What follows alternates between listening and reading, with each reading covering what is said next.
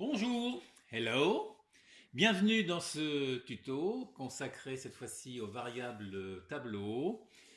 Ça fait suite à une demande qui m'a été formulée par l'un d'entre vous. L'objectif de l'exercice, ce sera de subdiviser cette base de données export que vous connaissez si vous avez suivi d'autres tutos concernant les bases de données, en les subdivisant, en faisant en sorte que pour chaque année, pour chaque mois, on crée une feuille de calcul avec les enregistrements qui correspondent à cela. Alors, vous direz, on n'est pas obligé d'utiliser les variables tableau pour parvenir à ce résultat-là.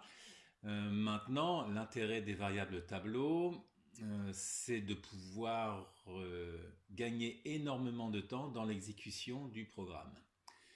Parce que pour faire cela, il faudrait créer les différentes feuilles, parcourir toute la base de données, et à chaque fois qu'on considère que le mois et l'année correspondent à ce que l'on veut récupérer sur une feuille particulière, faire du copier-coller, etc., des allers-retours au niveau des feuilles. Donc cela, si on devait le faire avec les méthodes traditionnelles, demanderait beaucoup de temps. Donc voilà par rapport à l'objectif. Donc on va tout de suite aller en VBA, donc Alt F11 pour aller du côté VBA.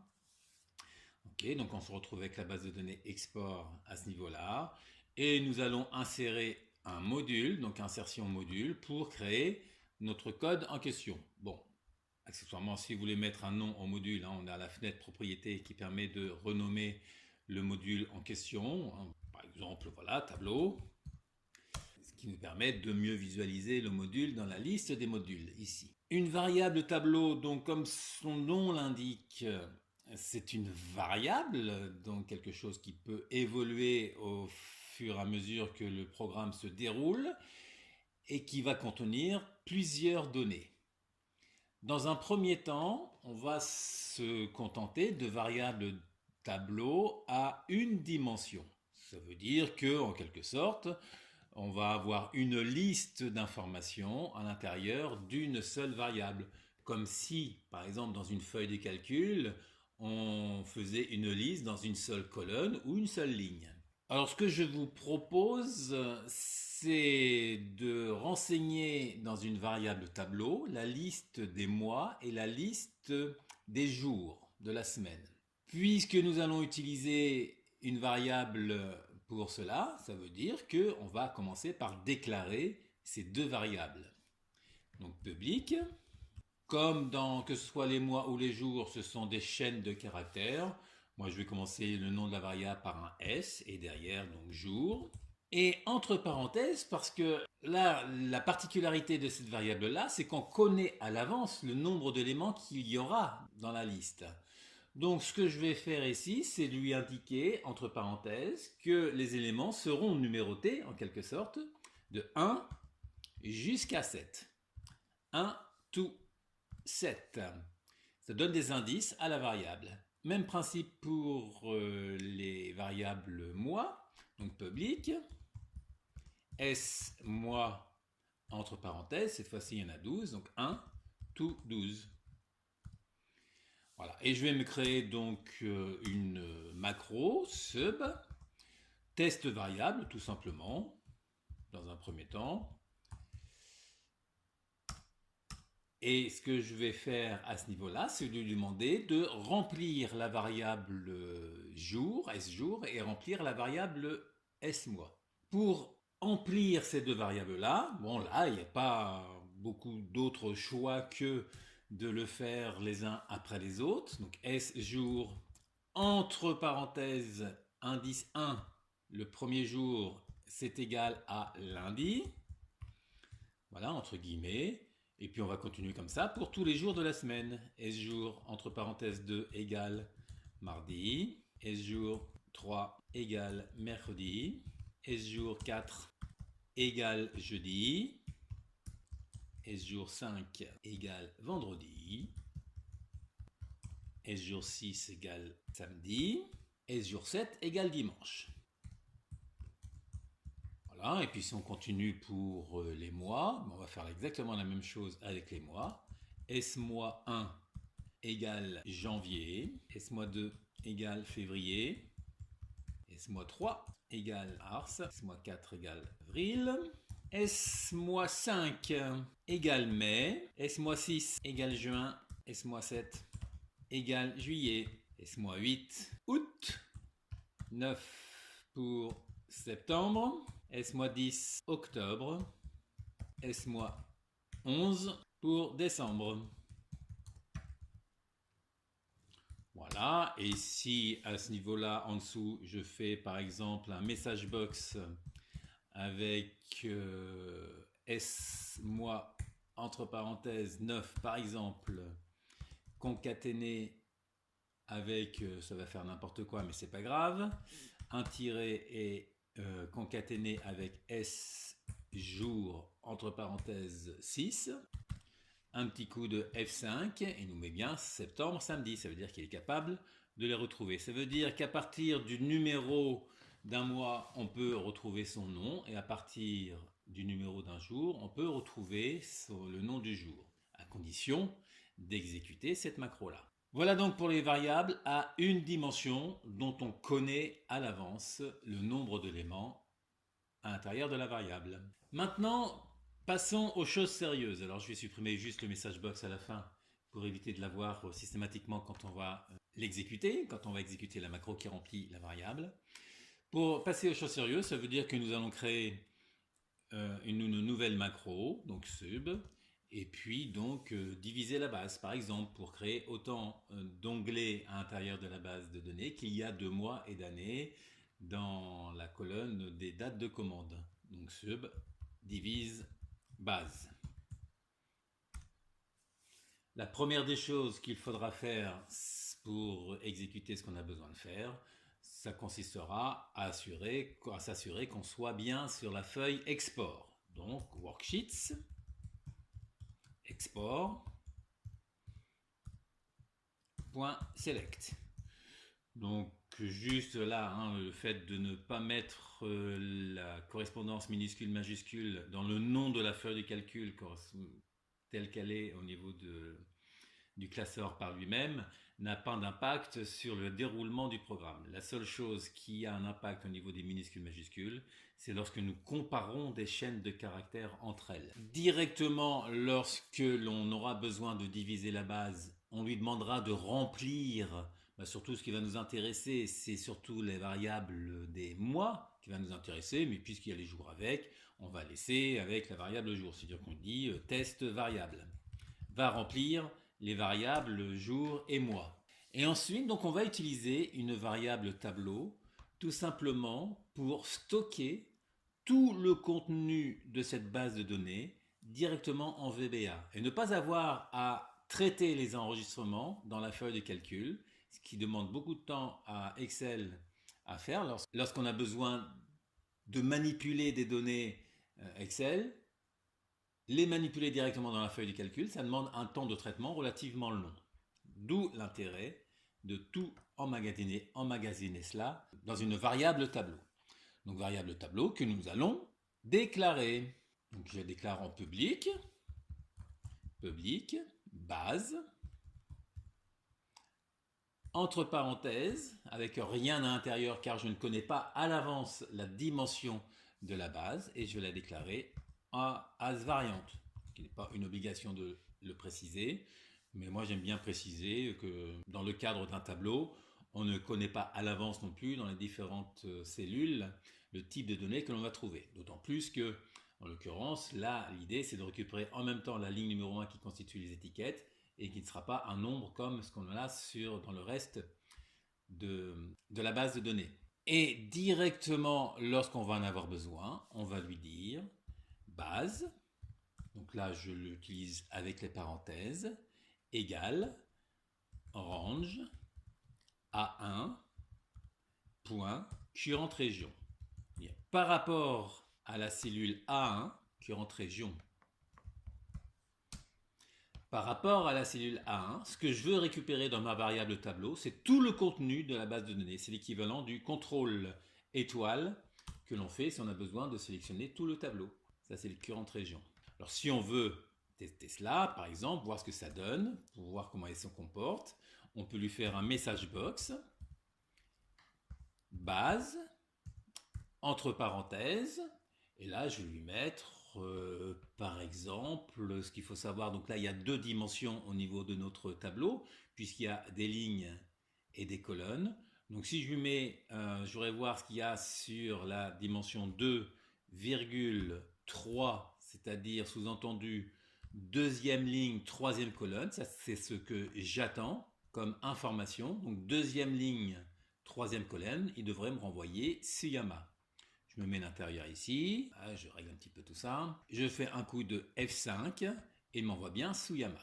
Alors la particularité des variables de tableau de ce type-là, c'est que en théorie, le premier indice à l'intérieur de la variable de tableau, ça devrait être 0. C'est-à-dire en l'occurrence, la première ligne, dans une variable standard, c'est l'indice 0.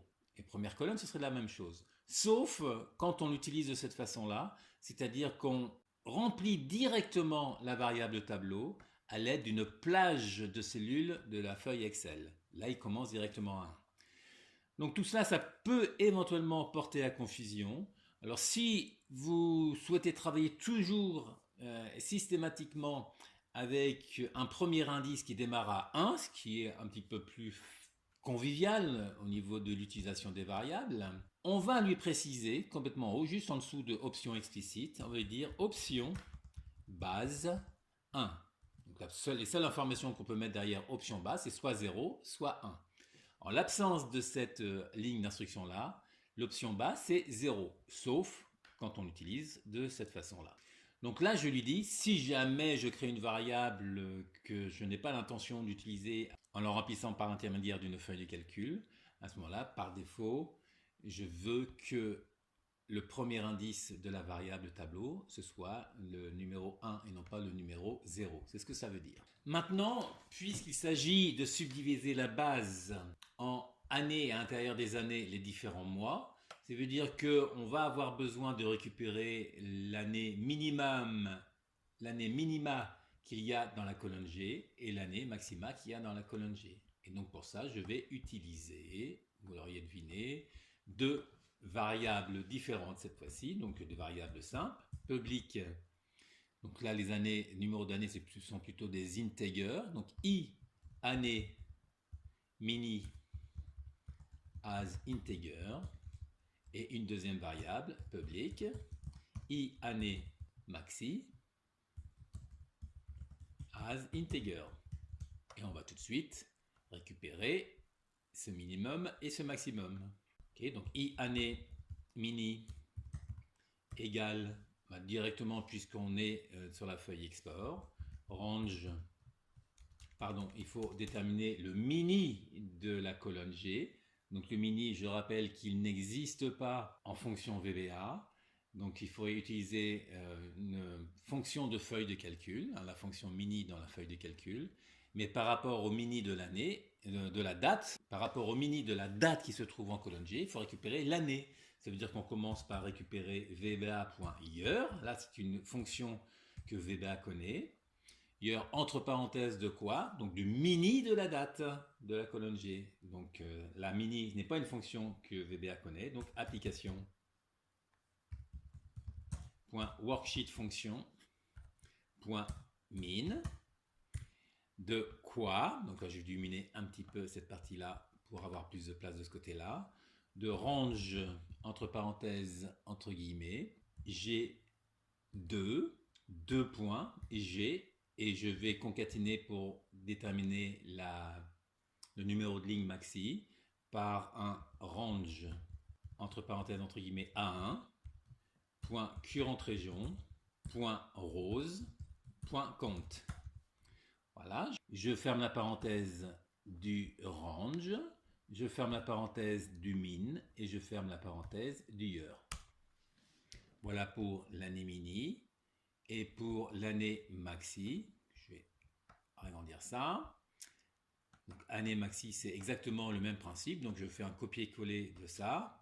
Année maxi égale la même chose, mais avec le max à la place du min.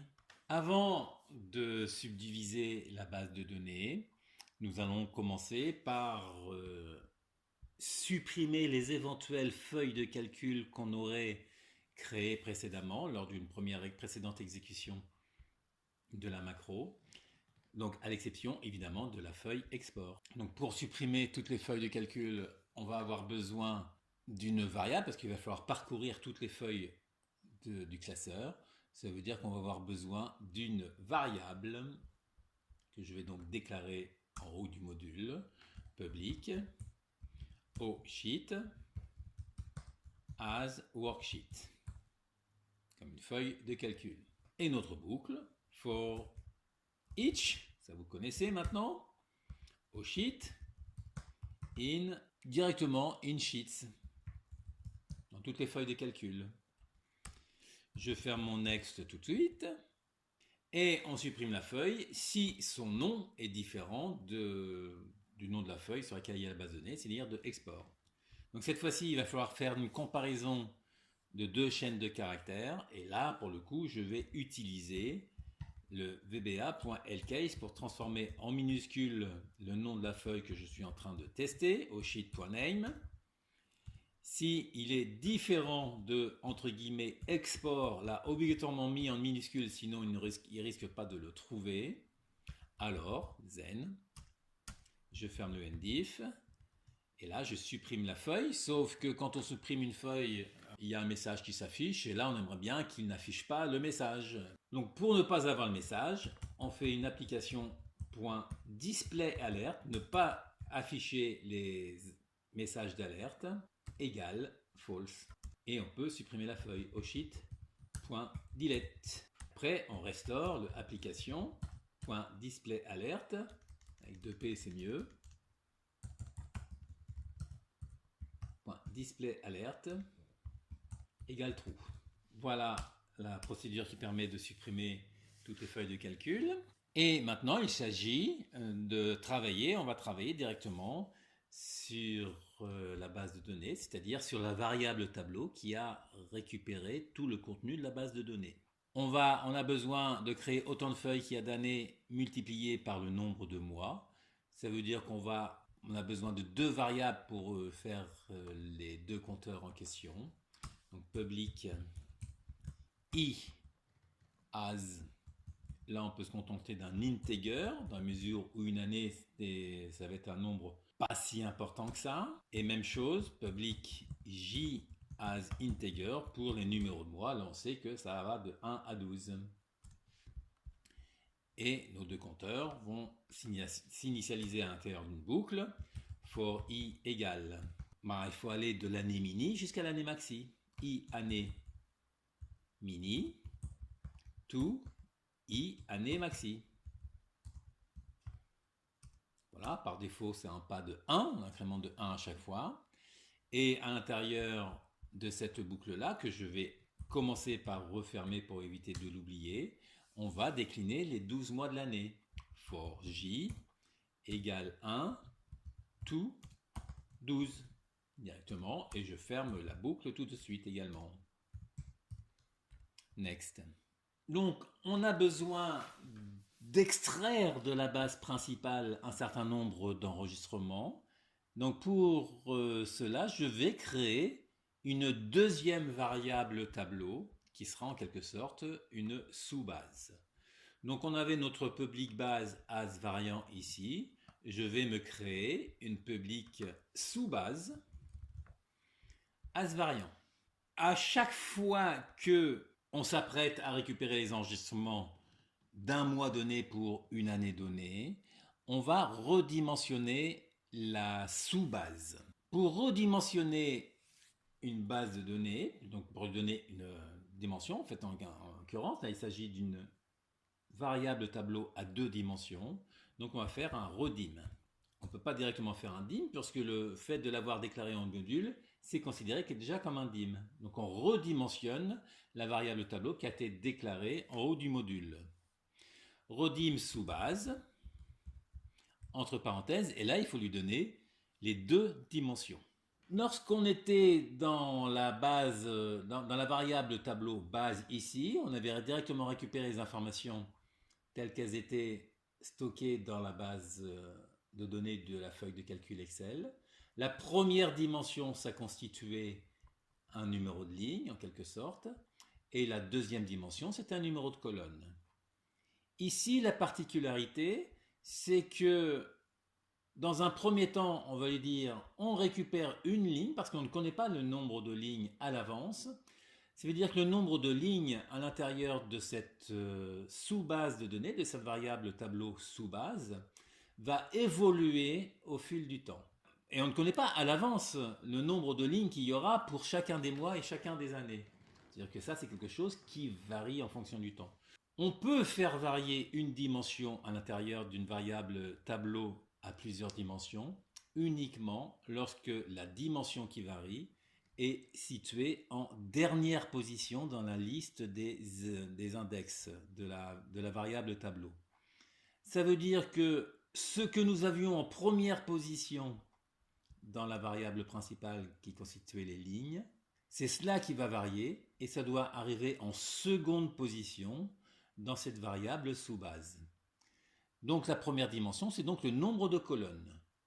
Le nombre de colonnes, évidemment, on pourrait s'amuser à le compter ici puisqu'on va de A jusqu'à L. C'est qu'on pourrait très bien lui dire directement 12. Mais en imaginant qu'on rajoute une colonne à notre base de données, ce serait bien qu'il détermine lui-même le nombre de colonnes qu'il y a dans la base principale. Et pour ça, on va utiliser une fonction VBA en quelque sorte, qui lui dit va chercher la plus grande dimension, donc U-band, de la variable base que l'on avait, virgule, et la dimension en question, c'était le nombre de colonnes, qui, dans la variable tableau, était en deuxième position. Donc, base, virgule, 2. Donc ça, c'est le nombre de colonnes de la base, de la variable de la base principale. Et virgule, dans un premier temps, on va dire, tu ne considères, pour une première approche, qu'une seule ligne. C'est-à-dire, je crée une variable tableau d'une ligne à 12 colonnes, puisque dans notre base principale, il y avait 12 colonnes. C'est ce que nous sommes en train de lui dire.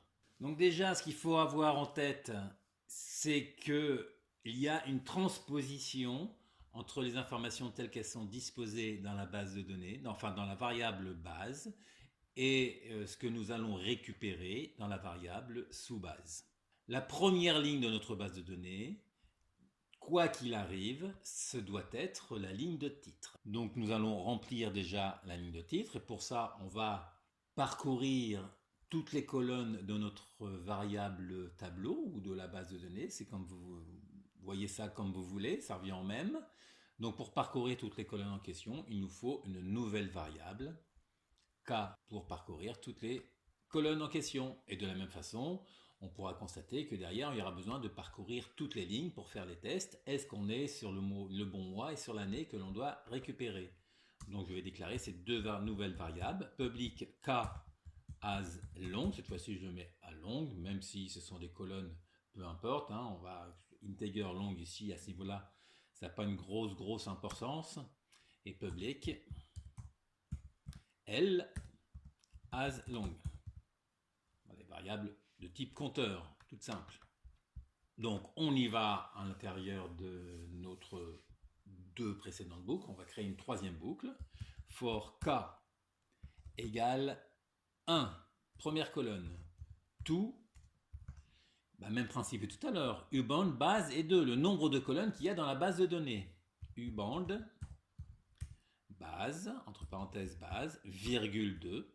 Je ferme la boucle tout de suite pour éviter de l'oublier. Et là, on va remplir donc la sous-base avec les étiquettes. Donc sous-base, entre parenthèses, on a dit que ce qui était en ligne tout à l'heure, c'est ce qu'on avait en colonne précédemment. Donc, on va inscrire le K qui représente le numéro de colonne de notre base de données. Virgule 1, on écrit sur la première ligne de notre variable tableau sous base, égale ce qu'on avait dans base, et là c'est l'inverse, K, 1. Donc ça veut dire qu'on transpose les deux bases de données, ce qui aura de l'importance lorsqu'on aura besoin de restaurer dans une feuille de calcul le contenu de notre variable tableau sous base, de notre sous-variable tableau. Et ce qui peut être intéressant tout de même à repérer, c'est combien de lignes j'ai à l'intérieur de ma sous-variable tableau. Donc pour ça, on va utiliser une nouvelle variable pour compter le nombre de lignes. Public L parce que c'est une variable de type long, NBL par exemple comme nombre de lignes, as long. Voilà. Et on revient dans notre code. Alors ce qu'on va faire là-dedans, c'est de lui dire que le nombre de lignes, L, NBL, est égal à 1 dans un premier temps. Voilà, ça va évoluer dans la partie suivante. La partie suivante, c'est ce qui intervient après le premier next, le next qui est au niveau du cas. Et cette fois-ci, on va parcourir les lignes de la base de données. For L égale, là on démarre à la deuxième ligne puisque la première ligne a été traitée. Maintenant on va s'intéresser aux données. Tout, jusqu'où? Jusqu'à le nombre de lignes qu'il y a à l'intérieur de la base de données et qui quelque part est repéré à l'intérieur de la base. Et cette fois-ci, c'est la première dimension de la variable tableau base qui nous intéresse. Donc uband de base, virgule 1. Quel est le nombre de lignes à l'intérieur de la variable base? Je fais mon next tout de suite, comme d'habitude. Et là, on va ajouter une ligne à notre sous-base uniquement si, au niveau de la date de commande, l'année correspond à ce qu'on est en train de tester sur la première boucle i, et si le mois correspond, le numéro du mois correspond à ce qu'on a ici au niveau du j. Donc on fait un test. If, on va commencer par l'année, vba.year. De quoi? De ce qu'on a dans la variable tableau base. Entre parenthèses, sur quelle ligne? Sur la ligne numéro L qu'on est en train de tester. Virgule, quelle colonne? Là, on va quand même pas trop s'embêter, on va quand même lui dire que l'année, on sait qu'elle est dans la colonne G, c'est-à-dire qu'elle est dans la colonne 7. Donc, virgule 7. Si cela est égal, donc là, je ferme la parenthèse du year, parce que la première parenthèse fermée, ça correspond à l'indice de la variable tableau base, et la deuxième parenthèse, c'est pour fermer le year. Si ça, c'est égal à i, l'année que je veux tester en question, et, donc Inde, vba.months, le mois, même principe, de quoi? De base, entre parenthèses, L,7 est égal à J. Alors, zen, j'ai oublié une parenthèse, d'accord, et je ferme tout de suite le ndif. À ce moment-là, on repère qu'il va y avoir une ligne à ajouter à la sous-base. Ça veut dire que, dans un premier temps, on a la variable du nombre de lignes, LNBL, est égal à LNNBL plus 1. Première chose à faire. Et ça veut dire qu'il faut réserver une place supplémentaire à notre sous-base. Là, on ne peut pas se lui dire, la dimension de la sous-base est constituée que d'une seule ligne, il faut rajouter une deuxième ligne. C'est pour ça que c'était important que ce chiffre-là, le nombre, ce qui correspond aux lignes, soit en dernière position. Si on avait inversé, on ne pouvait pas redimensionner la sous-base. Et il faut redimensionner la sous-base. Si je me contente de faire un redim sous-base, entre parenthèses, on reste avec le uband de base 2 pour la première dimension, ça ne varie pas, virgule LNBL, ça il est capable de le faire. En revanche, il va perdre les informations qu'on avait stockées dans la première ligne. Ça, c'est une particularité de l'utilisation des variables tableau. Lorsqu'on fait un redim directement de cette façon-là, il accepte de redimensionner, mais il efface toutes les informations qui sont stockées dans la variable. Pour pouvoir redimensionner en conservant ce qui avait été fait préalablement à l'intérieur de la variable, il faut lui ajouter le mot-clé préserve. Donc redim, préserve, sous-base, etc. Et à partir de là, il va conserver au fur et à mesure toutes les informations qui sont stockées précédemment à l'intérieur de la variable tableau. Donc nous avons réservé de la place à l'intérieur de notre sous-variable tableau. Et donc maintenant il faut la remplir. Pour la remplir, on va parcourir toutes les colonnes comme on l'avait fait tout à l'heure ici. D'ailleurs, à la limite, je peux reprendre exactement ce qu'on avait fait à ce niveau-là. CTRL-C, CTRL-V, en refermant la boucle next. Donc là, vous voyez l'importance de bien faire les indentations lorsqu'on commence à faire ces incrustations de boucles dans des boucles. Ça permet de bien voir et surtout à la fin, quand on voit ce genre de choses qui se décrémentent en quelque sorte de façon logique ici, c'est qu'a priori on n'a pas oublié de refermer quelque chose dedans. Et surtout, ça permet de se repérer parce que là, il y a 3 next à la fin. Celui-ci correspond à quoi? On se positionne juste à gauche du N et on va voir, ça correspond à cette boucle-là. Donc, lorsqu'on a besoin de rajouter des informations derrière, comme ça va être le cas tout à l'heure, il faut savoir où les rajouter. Donc, même principe que ce que nous avions là également, d'ailleurs, au passage. Donc, ça veut dire que ça, on peut se le récupérer en le modifiant légèrement, puisque à la place du 1 que nous avions qui correspondait à la première ligne, il faut lui mettre directement le LNBL. Et même principe ici. Oui, tout à l'heure. Ah, purée, c'est pas vrai. Bon, oui, alors évidemment, là, si je commence à faire des erreurs là-dedans, si je fais une différence entre ce que je dis et ce que j'écris, ça va pas le faire. Tout à l'heure, j'avais bien dit qu'il fallait inverser les lignes et les colonnes. Là, je viens de m'en rendre compte un instant. Ça veut dire que par rapport à la base ici, il faut inverser le 1 et le K. Désolé là pour cette erreur là qui aurait pu nous être fatale à la fin, mais bien faire attention à cela. Je rappelle, au niveau de la base, on récupère des informations dans la feuille de calcul et donc en première position on a des lignes et en deuxième position on a des colonnes. Quand on a une sous-base ici qu'on incrémente de façon linéaire en fait plus tard, on a besoin de faire varier le nombre de lignes. Pour faire varier le nombre de lignes, le numéro de la ligne doit être en deuxième position, non pas en première position. Donc là, il fallait inverser ici. C'est ce que j'avais dit, mais ce n'est pas ce que j'avais écrit. Donc là, même principe, évidemment, là c'est LNBL et en deuxième position, ça correspond au K.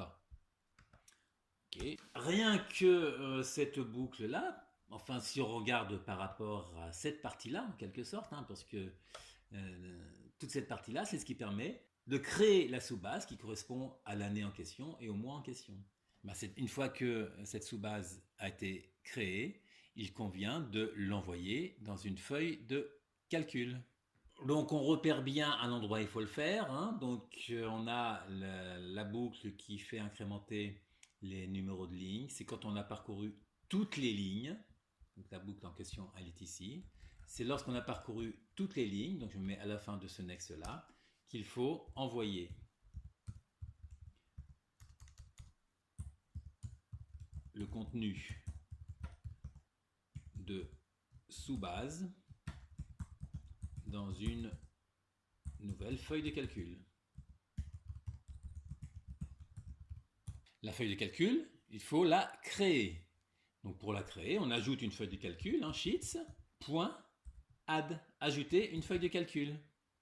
Derrière, donc si vous ajoutez un espace, il vous demande à quel endroit vous voulez rajouter l'espace. Est-ce qu'il faut la mettre devant quelque chose ou après quelque chose? Si on considère que dans l'ordre, les feuilles de calcul doivent se mettre de la gauche vers la droite, on va donc plutôt privilégier l'option after pour mettre après quelque chose.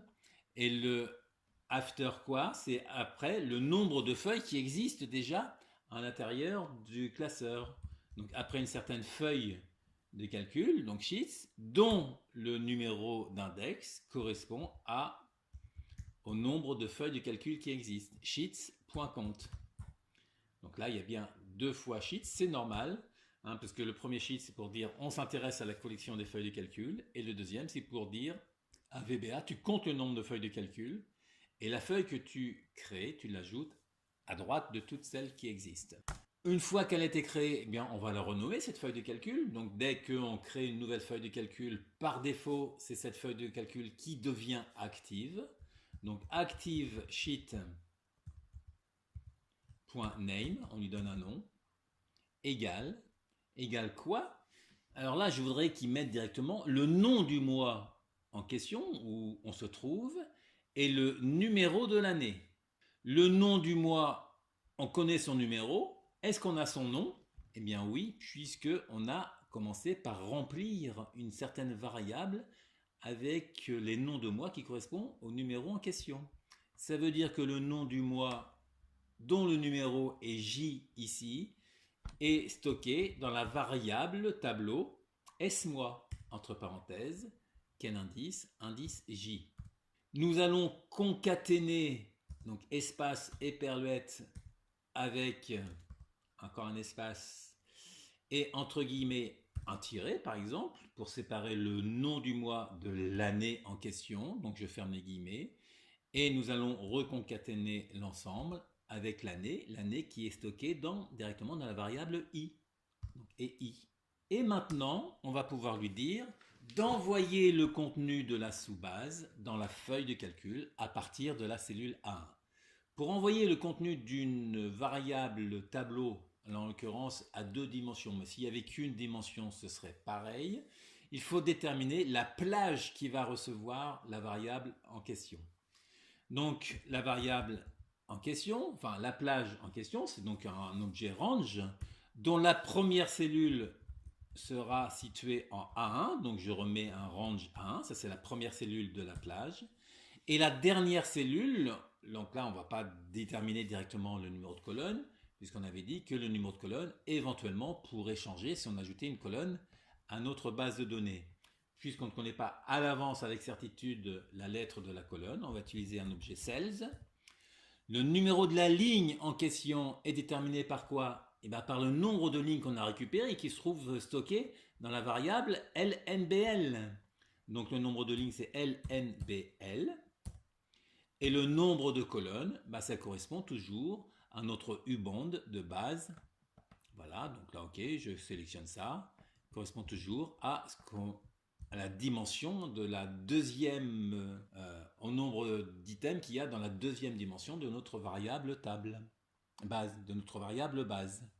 Voilà, donc je referme la parenthèse du cells et je ferme la parenthèse du range.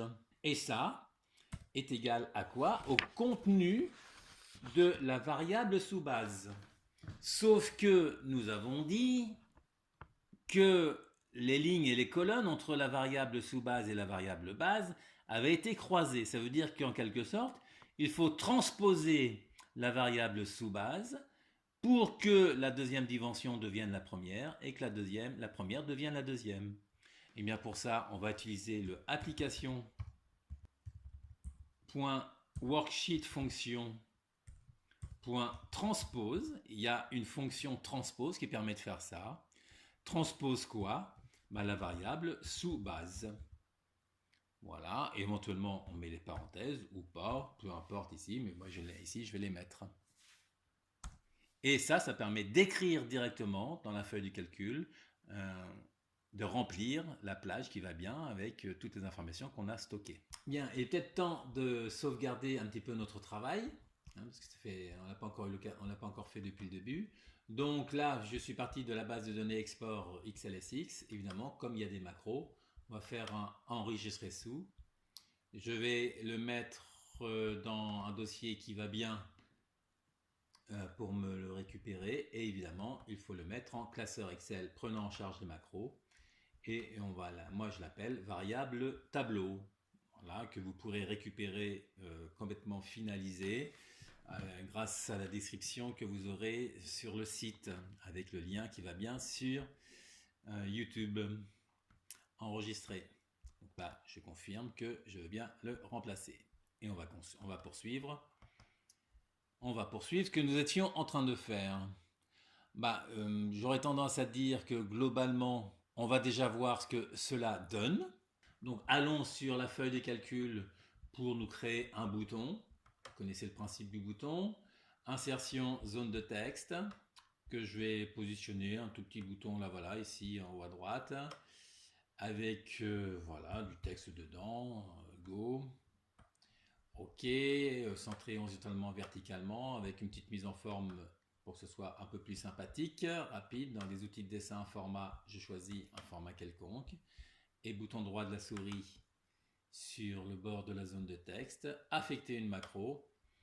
Et on est donc dans la macro qui s'appelle divise base. Ok. Je refais une sauvegarde directement. Et je lance ça en espérant que je n'ai pas fait de bêtises. C'est vrai que je n'ai pas fait de compilation pour voir s'il y avait un problème du côté VBA. Ça peut être utile avant de tester. Débugage compilé. Voilà, il ne hurle pas. Donc je peux tester ça. J'y vais. Voilà, donc on voit toute l'exécution se faire. Donc là, il y a quelque chose qui ne comprend pas. Bon, il faudrait voir ce qu'il y a à l'intérieur. Donc là, pour aller voir la décomposition de la base de données, donc avec le bouton droit de la souris, voilà toutes les feuilles qu'il a créées. Donc si je vais sur mai 2010, ok, on a récupéré un certain nombre d'enregistrements. En l'occurrence, on en a 12. Donc ça va de 10 000 à 10 011. Et si on va voir sur la feuille de calcul, ça veut dire que sur les feuilles de janvier à mars-avril, il n'y a rien. Parce qu'au niveau de la feuille de calcul, on démarre directement au mois de mai 2010. Et ça, le mois de mai 2010, il va bien. Ah, il me manque une ligne. On va jusqu'à la ligne 13. Donc laquelle est-ce qu'il va me manquer? Du 12 jusqu'au 31. 12 mai. Ah non, on va bien jusqu'à 13, il n'y a pas de problème, c'est bon. À un détail près, c'est qu'on récupère bien tous les enregistrements, sauf que c'est le bazar au niveau des dates de commande et au niveau des montants. Bah voilà, donc là on sait que quand on a des dates sur une feuille de calcul et qu'on les récupère de cette façon-là directement en VBA, eh ben Excel il a tendance à inverser les jours et les mois au niveau de la restitution des dates. Donc première chose à corriger, on va commencer par corriger ça. Donc pour corriger ça, on va lui dire la chose suivante. Dans l'hypothèse où nous aurions plusieurs choses à faire au niveau des manipulations des données là-dedans, donc ça concerne les numéros de colonne, ça concerne ce qu'on avait fait ici, for k égale 1 to bound base, la deuxième dimension de la feuille base, on va faire un select case. Select case, k, selon le cas de k, si je peux dire, voilà. Donc je décale ça de 2 positions vers la droite, parce que là on va commencer par faire case, et case pour le date de commande qui sont en colonne G, ça correspond donc à la colonne numéro 7, case 7. Et on n'oublie pas surtout de refermer le select case, donc end select. Donc cette fois-ci, là, il ne faut pas véritablement se contenter de récupérer l'information qui est contenue dans la base de données. Mais alors ce que nous allons faire, on va lui demander de convertir la date en question en une valeur longue. Ça c'est une des méthodes pour gérer ce genre de problème. Donc je convertis CLNG, le contenu de cela. Voilà, donc je ferme la parenthèse évidemment à la fin. Et une fois qu'on a copié, qu'on a récupéré toutes les informations dans la feuille de calcul, je vais lui dire range G1.entire colonne.number format égale entre guillemets dd /mm /yyyy. Voilà. Alors qu'est-ce que ça donne si je teste ça? Voilà, je vais retourner sur la... Donc là j'ai fait une sauvegarde. Je retourne sur la feuille export. Je lance. Voilà, donc il me fait OK. Voilà pour tout ça. Je reviens sur la feuille mai, clic droit pour revenir sur mai 2010. OK. Oups, bizarre ça. D'accord. Ah oui, évidemment. Vous voyez le genre de choses auxquelles on est confronté. Parce que là, je lui dis case 7, ça veut dire qu'il s'occupe que de la colonne 7. Donc évidemment, il faut à un moment donné lui dire case else pour tous les autres cas. Et tous les autres cas, en fait, c'était ce que nous avions au départ, mais sauf qu'on ne le transforme pas en valeur longue. Ça veut dire qu'on récupère directement le contenu de ce que nous avions précédemment. Voilà. Hein, oui, il ne faut pas oublier quand même ce genre de subtilité. Hein. Donc je retourne ici, donc je relance la macro. Donc vous voyez que cela s'exécute à une vitesse relativement intéressante, mais on va encore pouvoir l'améliorer cette vitesse. Donc je retourne sur mai, voilà, et cette fois-ci on récupère bien toutes les informations avec toutes les dates du 12 mai au 31 mai. Maintenant il reste le problème des montants ici à gérer parce que lui il a aussi donc il a des confusions en fait au niveau du séparateur décimal. Pour lui une virgule, un séparateur décimal en VBA c'est obligatoirement un point, une virgule c'est du texte. Donc il ne reconnaît pas cela véritablement. Donc on va retourner ici. Donc cette fois-ci, il y a le cas case où le numéro de colonne est égal, donc pour J, J et K, c'est donc 10 et 11. Donc case 10,11. Et cette fois-ci, donc je reprends ça, on ne va pas le transformer, copier-coller ici. On ne va pas le transformer en C long parce que là il y a des décimales, donc on va le transformer en CDBL. En valeur double, donc valeur décimale, qui peuvent être relativement importantes. Et en exécutant cette macro-là, donc on va retourner là, pour voir un petit peu comment ça se comporte. Là on arrive à la fin. Ok, je retourne sur mai 2010. Voilà, donc il nous a récupéré ça, sauf que la mise en forme n'est pas très bien présentée, donc on va lui rajouter cela. De la même façon que nous avions fait cela au-dessus, je fais un copier-coller de ça. Donc moi je me contente de faire un cliquer et glisser avec le bouton CTRL appuyé. Donc là c'est les colonnes J et K. Donc J, 1, 2 points K1, point intérieur colonne, point number format. Et cette fois-ci on va mettre donc dièse, espace dièse dièse 0, point 00 en VBA, le séparateur décimal est un point. Donc ça permet d'avoir un séparateur de milliers et séparateur décimal avec deux décimales après la virgule. Une petite sauvegarde histoire d'assurer le coup. Je reviens sur export, un petit go. Voilà, déjà là on voit que ça se présente bien hein, sur ce qui apparaît dans... Voilà, en 2013, manifestement, on n'allait pas jusque là.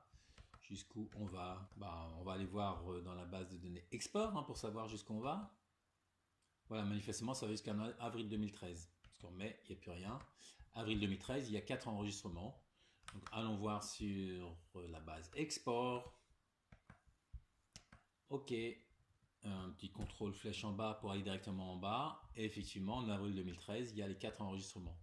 Donc tout ça, ça paraît cohérent. Donc on va juste uniquement lui corriger un petit truc histoire que ce soit un peu plus propre à la visu.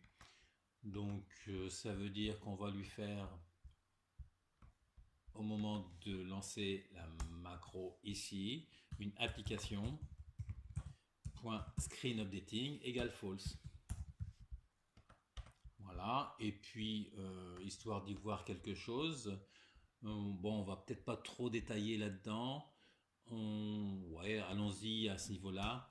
Hein, faire un application .status bar, histoire d'écrire dans la barre d'état où on en est, égale S-moi entre parenthèses J, et entre guillemets un petit tiret, et puis l'année qui est I directement.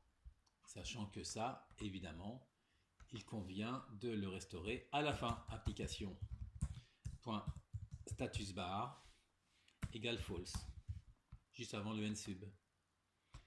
Une sauvegarde de tout ça, un nouveau test, donc je retourne sur export et je reteste cela, donc CTRL HOME pour revenir sur A1, j'ai le bouton qui est ici, puis on va observer ce qui se passe dans la barre d'état, ça donne le temps. Voilà, vous voyez que ça va très vite. Voilà, c'est terminé. Donc voilà l'utilisation des variants qui permet de subdiviser la base en un grand nombre de feuilles quand même à ce niveau-là, hein, de façon très rapide. Alors que si on le faisait dans la méthode traditionnelle, ça prendrait 20 fois plus de temps, quelque chose comme ça. Oui, donc si on observe le mois de mai paraît cohérent. En revanche, si on regarde le mois de juin, il y a un mélange de mois de mai et du mois de juin.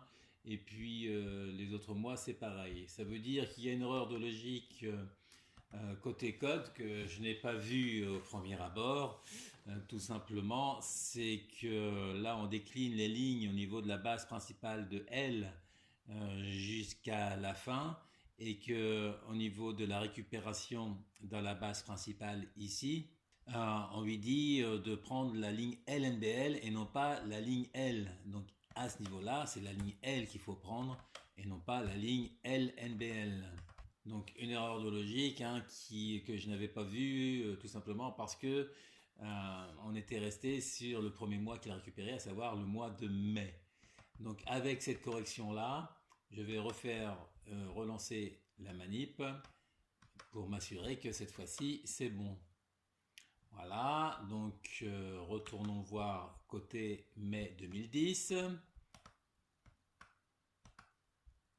Donc mai 2010, on est toujours cohérent avec nos 13 enregistrements. Juin 2010, cette fois-ci, on a bien uniquement le mois de juin et les autres mois sont complètement cohérents. Donc attention évidemment à cela au niveau des dimensions des tableaux, de bien prendre les bonnes informations pour récupérer les bons enregistrements.